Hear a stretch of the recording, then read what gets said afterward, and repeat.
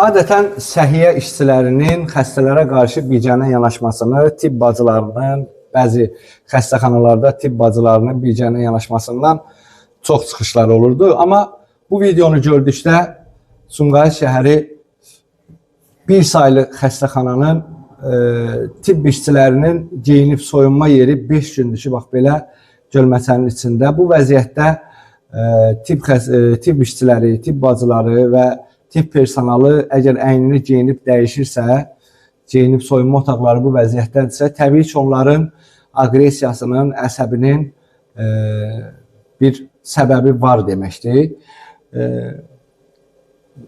Sumqayıt səhiyyəsi haqqında bir çox videolar qarşımıza çıxmışdı. Zamanında mən Elnur Azadxanovun işçilərinin, mavininin və təminat işçisi, yeməkxana rəisinin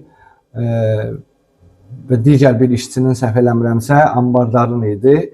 Qreçka və yumurta satdığı üçün prokurorluğa cəlb olunduqlarını, onların barəsində cinayət işi açıldığını işıqlandırmışdım.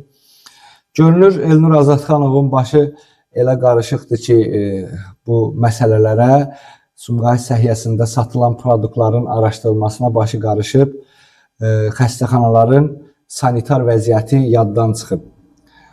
Zamanı olsa, vaxtı olsa bir arada bir saylı xəstəxananı da ziyarət etməyi məsləhət görürük Elnur Azadxanova. Düzdür, təbii ki, ola bilər, indi bizim məsləhətimiz ona aqressiya gətirə bilər. Biz adi bir vətəndaş olaraq o boyda Sumqayıt şəhərinin səhiyyənin sədri Elnur Azadxanova məsləhət verməyimiz, amma yəqin ki, Sumqayıt səhiyyənin sədri Elnur Azadxanovun köməyi olmadığı, ondan kömək gəlmədiyi üçün artıq tibb personalı bu videonu çəkib paylaşmaq məcburiyyətində qalıb.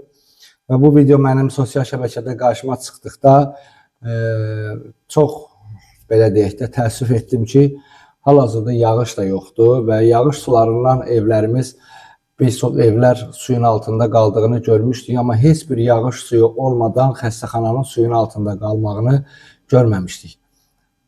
Bu qaydada getsə, yəqin ki, Sumqayıt bir saylı xəstəxana birinci